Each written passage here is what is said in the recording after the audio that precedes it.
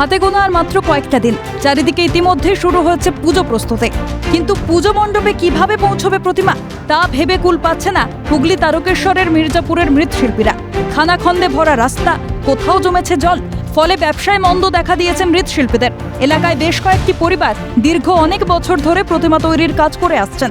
অভিযোগ, ধনিয়াখালীর পারাম্বুয়া থেকে তারকেশ্বরের লোকনাথ পর্যন্ত দীর্ঘ 5 কিলোমিটার রাস্তার বেহাল অবস্থা।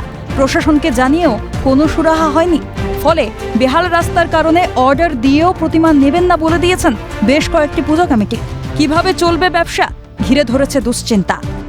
আমরা অনেক জায়গায় ঠাকুর অর্ডারও পাচ্ছি, কিন্তু বর্তমান এমন পরিস্থিতি হয়ে দাঁড়িয়েছে যে আমরা ঠাকুর নিয়ে যাওয়ার জন্য মানে যাতায়াতের অসুবিধার জন্য আমরা অর্ডার পাচ্ছি না। এবারে একটু কাস্টমার কম আসছে এই রাস্তার অবস্থা খারাপের জন্য।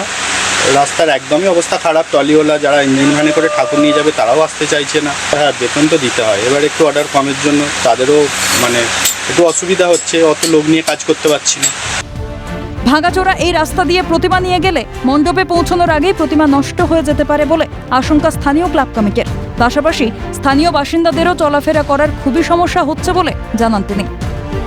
দুঃখজনক ঘটনা এটাই হচ্ছে যে রাস্তার যে অবস্থা, মানে সেই অবস্থায় আমরা যে ঠাকুর কী করে নিয়ে আসবো এবছর এবং মণ্ডপে কী করে প্রবেশ করাবো ঠাকুর, আমরা খুবই দুশ্চিন্তার মধ্যে রয়েছি।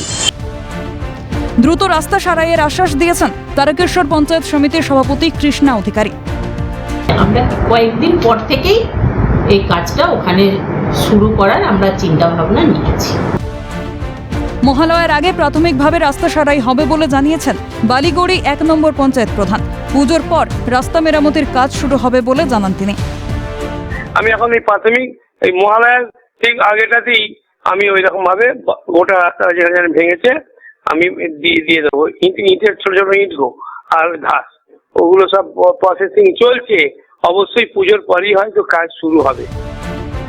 বারবার জানানো হলেও কোনো সুরাহা হয়নি। দ্রুত রাস্তা সারাইয়ের দাবি জানিয়েছেন আরামবাগ সাংগঠনিক জেলা বিজেপি সভাপতি।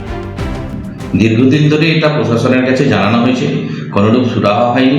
আমরা চাইছি অবিলম্বে, শুধুমাত্র মৃৎশিল্পীদের কথা ভেবেই নয়, ওখানকার আপামর জনসাধারণের কথা ভেবে ওই রাস্তাটা অবিলম্বে সারাইয়ের ব্যবস্থা করতে হবে, যাতে সাধারণ মানুষ দুর্ভোগের হাত থেকে বাঁচতে পারে। বেহাল রাস্তা টান ধরাচ্ছে পেটের। প্রতিমা তৈরি করেই চলে সংসার, কিন্তু সেই ব্যবসাতেও মন্দা। কিভাবে জুটবে দুমুঠো অন্ন? দুশ্চিন্তার ছাপ মৃৎশিল্পীদের। চলতি মাসের শেষেই পুজো, তার আগে কি আদৌ মেরামতি করা হবে রাস্তা, সেটাই এখন দেখার। রাস্তা একেবারে বেহাল অবস্থা। তারা চাইছে যে দ্রুততার সঙ্গে এই রাস্তা ঠিক হোক, না হইলে এখান থেকে যে সমস্ত প্রতিমা তারা কিন্তু বিক্রি করতে পারছেন না। আদৌ কি এই রাস্তা ঠিক হবে প্রশ্ন করছে এখানকার মৃৎশিল্পীরা। হুগলি তারকেশ্বর থেকে সুভাষ মজুমদারের রিপোর্ট, ক্যালকাটা নিউজ।